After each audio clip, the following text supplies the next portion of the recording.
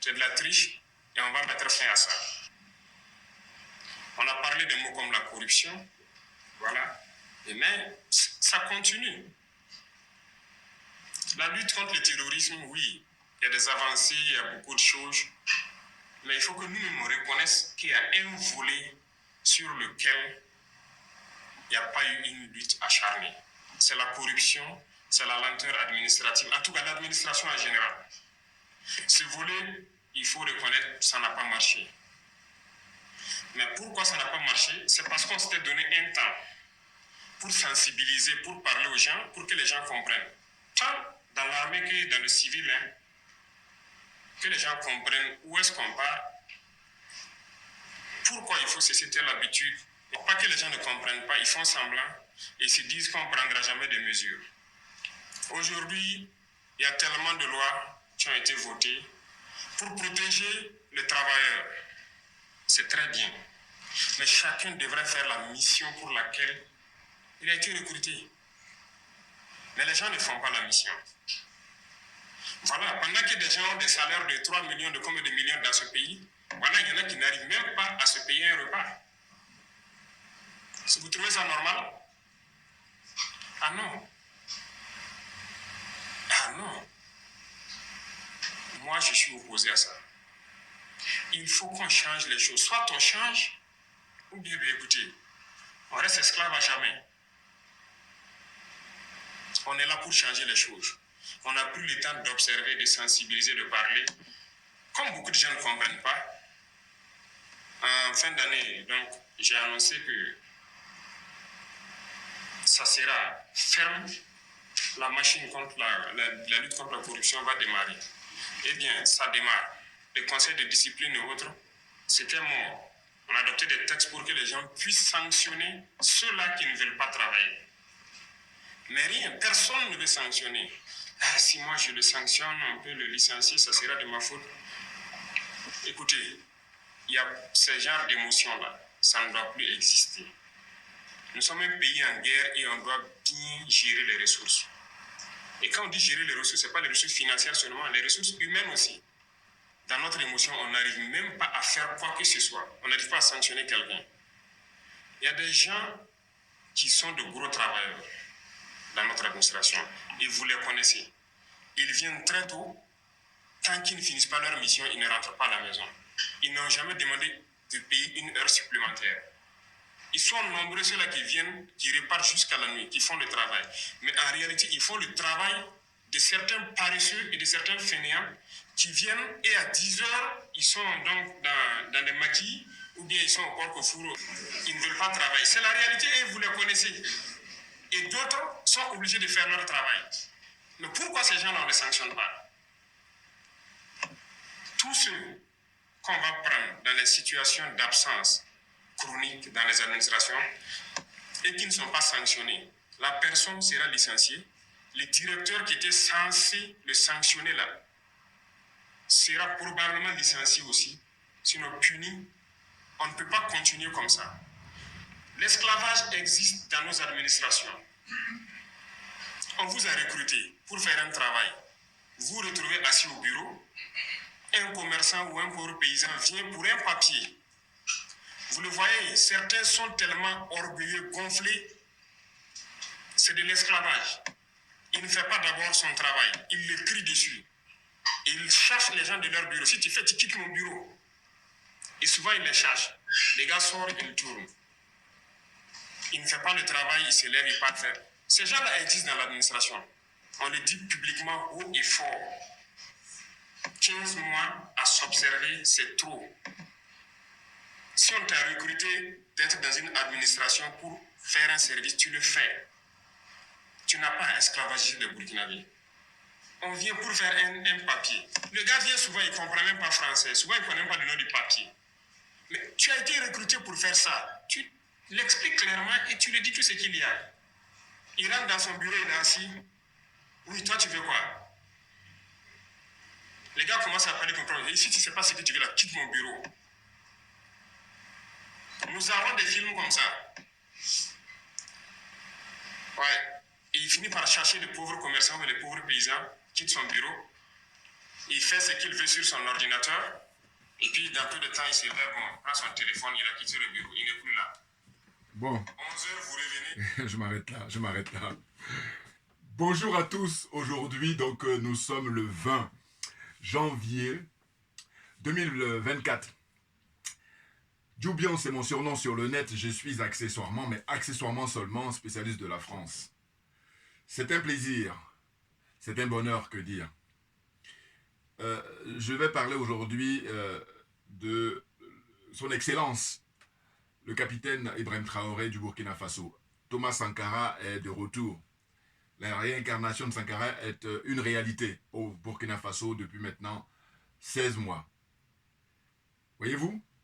Là, j'ai montré l'extrait là d'une réunion qu'il a organisée récemment avec le personnel, je crois, de la présidence là-bas au Burkina Faso.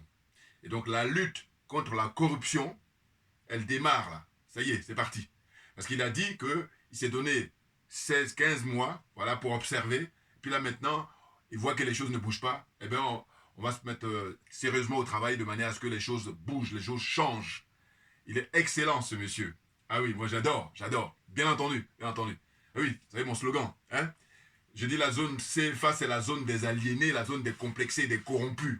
Lui, il parle de la corruption, là. Il faut s'attaquer dans le fond. Il faut aller au fond des choses. Si on veut s'en sortir. Autrement, on va faire une fuite en avant et puis on sera toujours les derniers. Or, lui, la manière dont il procède, d'ici quelques temps, hein, à moyen terme, eh bien, le Burkina Faso serait un pays industrialisé. En tout cas, tel est son objectif, tel est le défi qu'il se tient. Et lui et ses compagnons de lutte, très clairement. Et donc, on comprend très facilement pourquoi il y a des gens qui militent de leur côté pour l'assassiner. Parce que là, il a échappé encore à nouveau à un énième tentative d'assassinat. Et qui est-ce qui a incriminé Damiba? Voilà. Il n'y a pas que lui, parce qu'il est au Togo. Et moi, je vous dis, je suis très content de toujours incriminer le Togo. Parce qu'il y en a d'autres là qui disent, oui, mais le Togo, il joue un rôle de... Non. Je dis, un panafricain, un vrai, un authentique, commence d'abord par respecter son peuple. Voilà, c'est la charité bien ordonnée. Autrement, si on ne fait pas ça, on n'est pas du tout, on n'a rien à voir avec le panafricanisme. On est là pour sauver sa peau et puis ses amis et sa famille, voilà. Et là, c'est autre chose. Comme je dis souvent, dans la vie, il y a tellement de métiers à faire, tellement de, comment dire, occupations, allez faire autre chose. Voilà. Mais ils viennent là et puis ils font n'importe quoi. Donc là, il a décidé de ne plus rigoler. Voilà. Tous ceux qui sont corrompus, d'ailleurs, il dit qu'il va faire voter une loi, hein, pour qu'il y ait une prime pour dénoncer les corrompus et puis ceux qui sont dans l'absentéisme. Dans un premier temps, d'abord, il va le faire pour le public et puis il va pouvoir l'étendre après dans le privé. C'est très intéressant. Mais oui, il faut qu'on avance. On sait qu'on a les capacités à tout point de vue, puis on est là avec des France-Africains, là, hein, les partisans, les adeptes de la servitude volontaire. Et comme j'ai dit, on est dans le pays aussi de Blaise Compaoré, donc il y a beaucoup de partisans de la France-Afrique là-bas. C'est pour ça qu'il a beaucoup de travail, le capitaine Ibrahim Traoré. Mais il lâche rien, hein, parce qu'il a la baraka, c'est le soutien du peuple, très clairement. Hein, leur tentative, la énième là, ça a échoué et ça va toujours échouer, parce qu'en fait, là maintenant, on tire les leçons du passé, parce que Sankara, à l'époque, le capitaine Thomas Isidore Noël Sankara était tout seul. Il était trop en avance, ce monsieur. On ne va pas cesser de le dire. Or là, on est à l'heure des réseaux sociaux, on est à l'heure d'Internet. Par conséquent, tout le monde est informé pratiquement, sauf ceux qui font du déni. Hein. Ils veulent être plongés dans l'obscurantisme, et ça, c'est leur problème. À chacun son paradigme. Donc là, ce monsieur, ce grand monsieur, hein, il est dans l'héritage de Thomas Sankara. Et c'est pour le bonheur et la dignité du peuple. Vous comprenez? J'ai pris quelques notes là, mais c'est remarquable. Parce qu'il énumère comme ça, hein, tout le dysfonctionnement de la société au Burkina Faso, surtout les gens qui occupent des postes dans la fonction publique. Ils sont pépères. Et il parle même, il insiste sur l'esclavage qui existe et qui perdure. L'esclavage, c'est-à-dire qu'en fait, le fait d'exploiter, hein, son prochain, son propre concitoyen. Il travaille beaucoup plus et toi, tu te branles. Les gens, ils font rien du tout et puis ils encaissent l'argent. Vous comprenez? Non, il faut que les choses changent. Et il a décidé de prendre les taureaux par les cornes. Et c'est très intéressant. Mais bien entendu. Non, mais attendez. Et d'ailleurs, j'observe quoi? Que là, maintenant, il parle avec beaucoup d'assurance, qui est très bien. Mais oui, parce que quand il venait d'arriver, bon, mais c'est tout à fait naturel. Au fil du temps, la confiance, et puis c'est qu'il a le soutien du peuple parce qu'il a un langage vrai. Il milite pour la transparence, dire les choses franchement, dire tout ce qui ne va pas au peuple. Parce qu'on est là pour servir le peuple et pas pour se servir. Damiba, là. D'ailleurs, il faut lancer un mandat contre lui. Et je dis le fait qu'il soit au Togo et il continue comme ça à chercher à déstabiliser hein, le pays, c'est très grave. Hein. Non mais franchement, et on a appris même que quelques jours avant, il a fait partie de toute sa famille. Donc on comprend quelles sont les motivations de ce monsieur. Hein. Paul-Henri Damiba, là, France-Africain, adepte de la France-Afrique, là. On a au 21e siècle et les gens qui sont tous... Vous n'avez pas honte. Non mais c'est dingue, hein. C'est incroyable. Puis le pire, c'est que des gens, ils voyagent pour venir ici en Occident. Mais je dis, mais si tu viens ici, qu'est-ce que tu retiens alors? Quand tu prends le métro, quand tu te balades dans la rue, quand tu fais tes shopping ou quand tu fais des réunions, tu retiens quoi? Ou alors tu fais ici, puis quand tu retournes là-bas, tu fais comme si tu n'as pas voyagé, enfin. Mais non, mais moi, ça me dépasse. Je vous dis franchement, n'importe quoi. Des nazes. Enfin bon, je fais ma lecture là. Et puis, bon, alors, avant de continuer, avant de continuer, je voulais faire une parenthèse. C'était aussi ce que j'ai vu. Excusez-moi, parce qu'il y a pas assez de lumière là. Voilà. En fait, ce que j'ai vu, c'était, comment dire, le colonel Assimi Goïta. Excusez-moi. Hein. Voilà.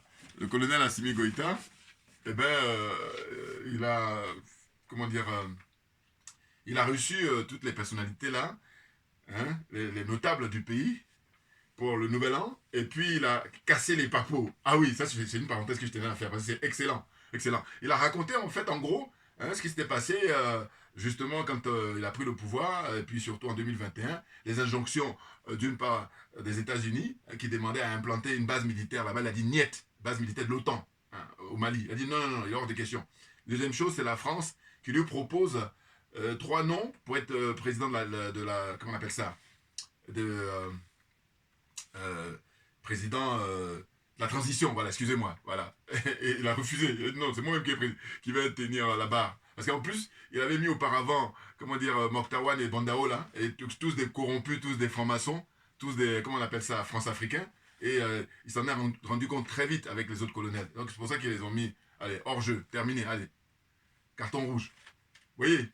Donc là, franchement, le colonel Assimi Goïta, on est dans du très très lourd. Hein. Oui, oui, oui, non, non, mais franchement, c'est très encourageant parce que, écoutez, les années passent, comme je dis souvent, les décennies passent et puis c'est le statu quo.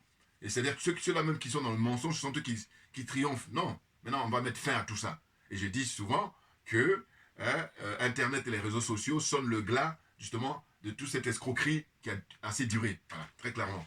Maintenant, c'est la vérité qui va prendre sa place tout à fait naturellement. Vous voyez. Donc, hein, le colonel Assimi Goïta, il a du boulot, hein, parce que là, il y a l'histoire des Maliens, comment on appelle ça, les Algériens là, qui font le malin, les dirigeants algériens, mais ils n'ont pas compris que c'est fini, ils n'ont plus affaire à, comment on appelle ça, IBK, et que c'est la nouvelle génération qui a pris les choses en main, et on ne va pas rigoler. Voilà, ça a été signalé par, comment on appelle ça, Abdoulaye Maïga, hein. Non, pas Abdoulaye Maïga, excusez-moi. Mais Abdoulaye Maïga aussi, hein, comment on appelle ça, les deux Abdoulaye là. Hein, qui sont allés là-bas dans un sommet qui s'est tenu pour les pays non alignés. Et ils ont mis les points sur les i en étant alerte, hein, en étant vigilant sur le fait que l'Algérie va toujours soutenir l'accord d'Alger, alors que c'est enterré là définitivement. Et je soutiens ce que dit le frère, un frère malien là qui fait des vidéos, qui est basé aux États-Unis. Il dit qu'il faut que le président Assimi Goïta signe un décret pour dire, allez, les accords d'Alger, c'est mort, c'est terminé. Même si c'est vrai que lui, le fait qu'il dise que c'est maintenant dans le cadre d'un dialogue entre Maliens, mais il faut officialiser ça par des tests, c'est très important. C'est Koutoungara, voilà, j'allais oublier son nom, le frère, panafricain, j'adore, il y a beaucoup d'humour. Lui, par contre, tous les jours, il peut faire au moins plusieurs vidéos consacrées à 99% sur le Mali. Il a raison, il a bien raison. On n'est jamais trop bien cette Afrique que par soi-même. Vous voyez. Donc là, j'ai pris comme ça un article d'un journal là, qui disait Assimi Goïta fait de troublantes révélations sur la France et la CEDEAO. Et puis aussi les États-Unis, tout ça. Hein. Dans son discours de vœux aux notabilités diffusé par la chaîne nationale ORTM, le chef d'État malien Assimi Goïta a fait des révélations sur certaines choses qui se sont produites au début de sa transition politique au pays. Ces révélations, aussi sensibles qu'elles soient, entachent non seulement l'image et la crédibilité de la France, la CEDEAO, mais aussi d'une puissance étrangère dont Goïta a choisi de ne pas devenir. Bon, en gros, c'est les États-Unis, c'est clair. Hein. Donc il dit que c'était en août 2020, après la chute du régime de IBK, qui était en place, en pleine assise nationale pour la refondation, par l'intermédiaire d'un président qui m'a informé, voilà, que le président Emmanuel Macron souhaitait discuter avec moi. Bon, ça, c'est Assimi Goïta qui parle. Donc, il dit qu'il y a Macron qui a souhaité lui parler. Hein, c'était en août 2020, là. Nous avons accepté de discuter avec ce dernier, voilà. Après salutation, il m'a fait la proposition de 3 personnalités maliennes pour diriger cette transition, voilà. Et dans les 3 là, il y a 2, enfin ils sont tous vivants même d'ailleurs, et puis il y a parmi eux un imam. Alors l'imam, moi, il n'a pas voulu dire le nom, mais tout le monde a deviné que c'était l'imam Diko, vous voyez. Donc bas les masques, très clairement. Et là aussi pareil, regardez mes vidéos que j'ai consacrées à l'imam Diko, voilà. Des escrocs comme ça, voilà, franchement. Voilà. Donc il dit, Emmanuel Macron lui disait, m'avait ensuite demandé de faire une déclaration à la suite pour le nommer président, voilà, pour les nommer président et premier ministre de la transition. Je lui ai dit niet, voilà. Donc c'est ce qui Assimi Goïta a répondu à Emmanuel Macron. Et le faire savoir que le peuple malien se concerte et on s'en tiendra à ce résultat des assises, voilà. Donc il y a eu assises nationales là et tout ça, voilà. Donc ils font ce qu'ils veulent, c'est ce qu'on appelle être indépendant, c'est ce qu'on appelle avoir sa souveraineté, voilà. C'est décider et non pas les autres viennent de soit Washington ou de Paris, voilà. Hein? Il m'a dit de revoir ma position et de ne céder, enfin, et de ne céder au même jeu que le président Feu Ibrahim Boubacar. Il lui faisait un chantage, hein, voilà. À l'époque, vous voyez, ce qu'il disait au téléphone à Assimi Goïta. Ça, c'est Macron, ça.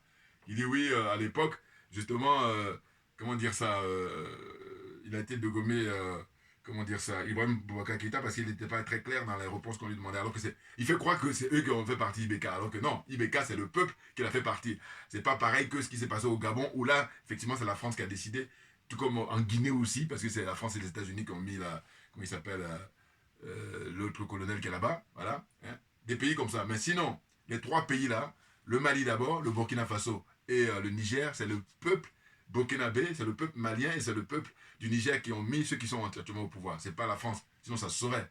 Voilà, n'importe quoi. Mais en fait, je dis, ces gens-là, ils sont vraiment, bon, ils ont érigé le mensonge comme étant une religion. Donc on comprend la suite des événements. Vous voyez. Donc il nous disait toujours qu'il allait réfléchir à certaines de nos propositions jusqu'à ce qu'il perde le pouvoir. Allez, voilà. En fait, c'est Macron qui parlait à propos de, comment on appelle ça, Ibrahim Boubacar Keïta. Mais vous voyez ces gens-là, moi j'ai écouté un ancien ambassadeur de France qui était au Mali, une fois sur une chaîne, et en fin de compte, il observait, enfin ce qu'il faisait remarquer, il disait que, enfin il reprochait à IBK, quand il était au pouvoir, de ne pas avoir mieux communiqué. Pourquoi? Parce qu'il faisait allusion au fait que les nouveaux dirigeants actuels, avec Assimi Goïta, eh ben, sur les chaînes publiques, eh ben, on montre le travail qui est fait, c'est-à-dire le travail des militaires et tout ça, et donc la population est au courant. Et j'ai dit, mais c'est dingue. Hein. Voilà ces gens-là, quand ils mènent le jeu depuis toujours, ce sont eux qui décident de tout, et puis à la fin, ils disent, mais c'est ta faute. Alors que normalement, ils devraient au minimum au moins dire, bon, mais c'est normal, puisque c'est nous qui avons tout dirigé. Mais non, vous voyez quoi, c'est des inhumains. Je dis, ils ont l'apparence d'êtres humains, mais ce ne sont pas des êtres humains. Pour moi, les choses sont claires. Parce qu'on ne peut pas dire qu'on est être humain et puis faire des choses comme ça. C'est pas possible. Et puis ça continue. Et ça date depuis des siècles. Donc les choses sont claires pour moi. Hein. Tout ce qui brille n'est pas de l'or. Voilà. Comprenne qui veut, comprenne qui peut. On avance. Donc, oh, non, mais c'est dingue. Hein.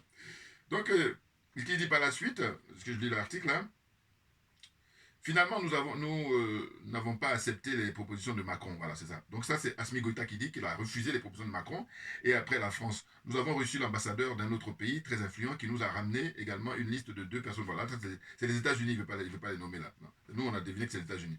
Pour le poste de président et celui du Premier ministre. Avec en fait, la pression qu'ils ont subie depuis toujours et qu'ils continuent même de subir, à savoir que voilà, eux, comme ils ont toujours fait, ils veulent continuer. Alors que là, eux, ils disent non, c'est terminé là. Hein, c'est terminé.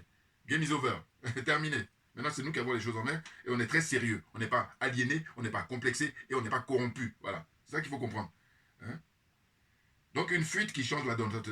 Elle a dit, après l'échec des négociations avec les envoyés spéciaux de la CEDEAO, au Mali, le président du Ghana nous a invités. Voilà. Donc, rappelez-vous, il est allé au Ghana, Assimi Goïta, une des rares sorties. J'ai effectué ce voyage avec le ministre Ouagé et certains de mes conseillers. Une fois dans la capitale ghanéenne, nous avons exposé la situation politico-militaire du Mali aux différents chefs d'État de la CEDEAO, nous avons rencontré un président d'origine mandingue. Voilà, aussi pareil.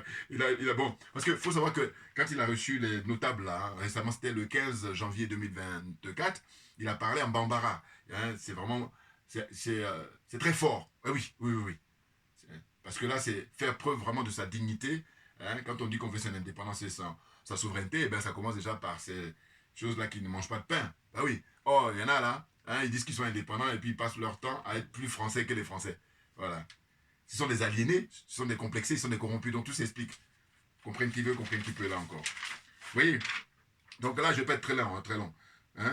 Comme vous le savez, un vrai mandingue ne sait pas mentir. Voilà, ça c'est ce que dit Assimi Goïta. Après notre exposé et notre souhait de diriger cette transition, ce dernier nous a soufflé le nom de la personne choisie par, les chefs d'État de la CEDEAO pour diriger la transition. Une fois dans la salle de réunion avec les différents chefs d'État de la CEDEAO, avant même de nous écouter, un président va prendre la parole et donne le nom de la même personne qui nous avait été dévoilée. Voyez, en fait, les dés sont pipés quand ils arrivaient, à l'époque, quand il est parti au Ghana, la première sortie qu'il a effectuée, Assimi Goïta. Voilà. Les dés sont pipés. C'est-à-dire qu'ils ont des entretiens comme ça avant la réunion elle-même. Et puis après, dès que la réunion commence, il y a des trucs qui sont balancés. Ouais. C'est dingue. Mais ils sont en décalage, ces gens-là, parce qu'ils n'ont pas compris que les choses ont changé. Mais oui, là, ils ont un mal fou. Hein. Ah oui, il faut penser à ceux qui n'ont pas l'habitude de faire du sport et qui ont des courbatures. Là, ils sont là-dedans. Hein. Et puis même, c'est peu que de dire. Voilà. Nous avons assumé notre position en les informant que moi, le colonel Assimi Goïta, dirigera cette transition et ce fut le début de notre rupture avec la CEDEAO. Voilà, là les choses sont claires. Ah ben oui, lui il tourne pas autour du pot. Hein. Voilà. Donc, il en rajoute par ailleurs que toutes les personnalités proposées par la France, la CEDEAO et la puissance étrangère, les États-Unis en l'occurrence, dont il n'a pas mentionné le nom, sont toujours vivantes au Mali. Voilà, ces gens-là sont encore vivants. Hein. Voilà, c'est dingue. Et pour conclure, le président Assimi Goïta a affirmé que les États n'ont pas d'amis et ne cherchent qu'à imposer leur opinion pour protéger leurs intérêts au Mali. Voilà. Donc il a expliqué ça à l'auditoire, aux personnalités qui sont venues pour présenter les vœux. Là. Voilà. Donc il termine, pour l'intérêt national, les Maliens doivent choisir leurs dirigeants et non un diktat des puissances étrangères. Je m'adresse aux Maliens de ne plus se tromper de choix des hommes qui conduiront la destinée de ce peuple. Voilà. C'est énorme, énorme, énorme, énorme. Et ça fait vraiment plaisir. Voilà. Ça, c'était Assimi Goïta. Je voulais faire cette parenthèse-là parce qu'il a cassé les papos, comme disent les Ivoiriens. Voilà. Hein? Ah oui, oui. Donc, vous pouvez retrouver pareil. Hein? Mais il parle en bambara, par contre. Mais cela dit, il y a des frères panafricains, patriotes, qui, eux, parlent en français pour traduire, notamment Sékou Toukara et puis d'autres aussi. Donc, vous pouvez retrouver. Voilà. C'est excellent, excellent. Donc là, je reprends maintenant mon discours, là, enfin, ma vidéo sur le Burkina Faso avec le colonel, avec le capitaine Ibrahim Traoré, pour dire que on comprend facilement pourquoi ils veulent l'assassiner, parce que il est jeune, et puis il est vraiment dans l'héritage pur de Thomas Isidore Noël Sankara. Mais ils ne vont pas y arriver. Ah oui, parce que là, la donne a changé. Voilà. Hein, l'époque de Sankara, c'était les années 80, on était au XXe siècle, maintenant on est au XXIe siècle. Donc là, toute la population, surtout la jeunesse, est mobilisée, ils sont bienveillants, ils sont vigilants, voilà. Et puis, avec les portables, tout ça, et en plus, lui-même, avec l'aide des Russes, hein, donc voilà, j'en profite aussi pour ne pas oublier, profite pour saluer son Excellence, le président Vladimir Poutine. Cet homme est un homme providentiel, d'abord pour son peuple, et c'est un homme providentiel pour les pays africains qui veulent sortir, d'une part, de l'impérialisme, d'autre part, du colonialisme et de la France-Afrique. Pour moi, les choses sont claires. Voilà. C'est un homme providentiel. Maintenant, les gens qui sont complexés, là, ils vont faire des contorsions, et ça, c'est leur problème.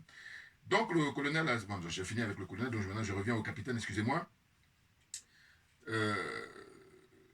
Donc, voilà, ce qu'il disait dans sa déclaration, là, c'est la lutte contre la corruption, hein, la lutte contre l'absentéisme, la mise en place de l'autosuffisance alimentaire. Voilà. Il a précisé beaucoup de choses, hein, vraiment, c'est vraiment du Sankara.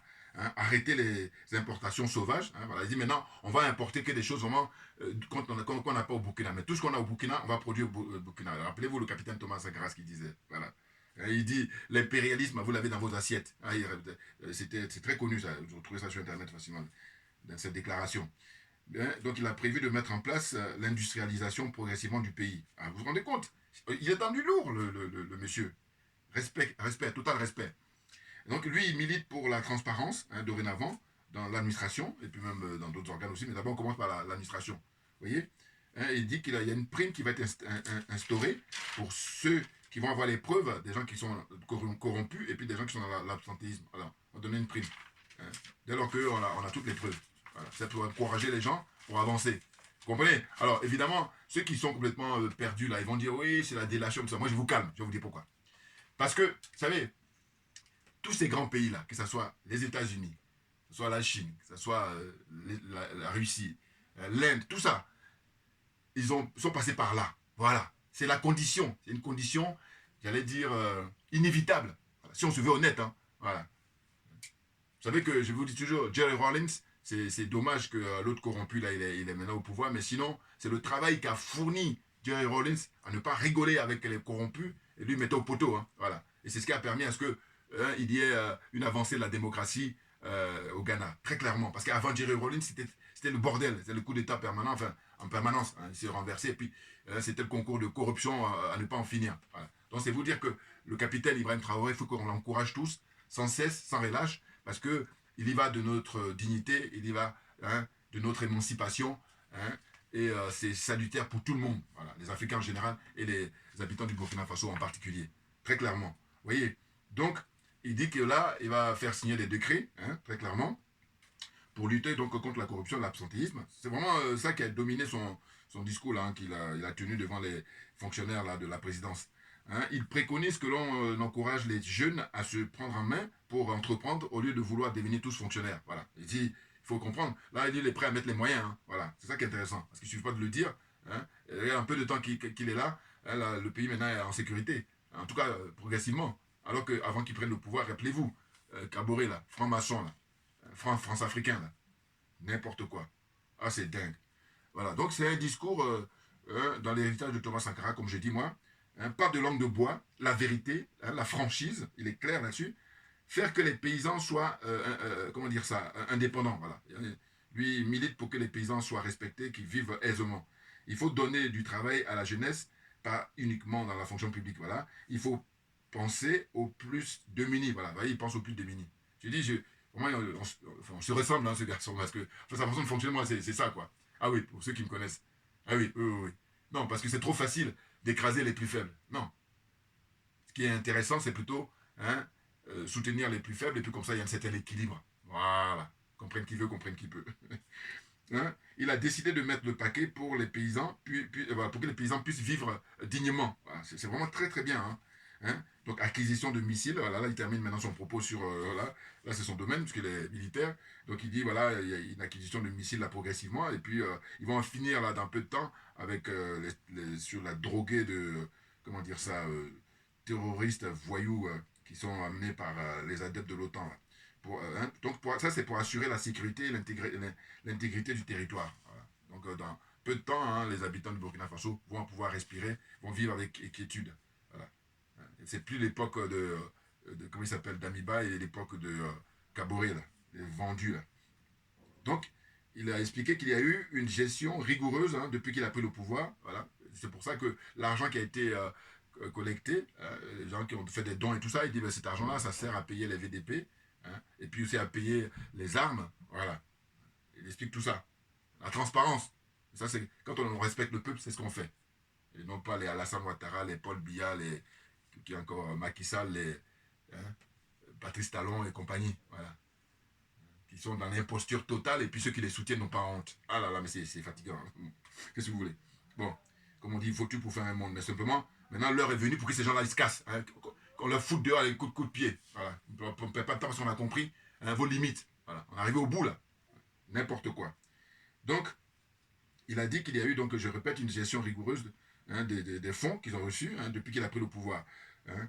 Toutes les armes achetées sont acquises avec l'argent des contribuables. C'est clair. Il le dit là dans sa déclaration. Il dénonce donc constamment l'esclavage des Burkinabés envers d'autres Burkinabés. Voilà, l'exploitation des humains par les humains. Voilà. Donc il dénonce ça.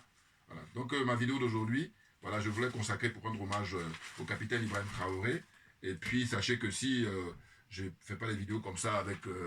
enfin, j'ai même plus de temps, c'est parce que je suis occupé. Enfin, en tout cas, j'ai beaucoup moins de temps, tout naturellement.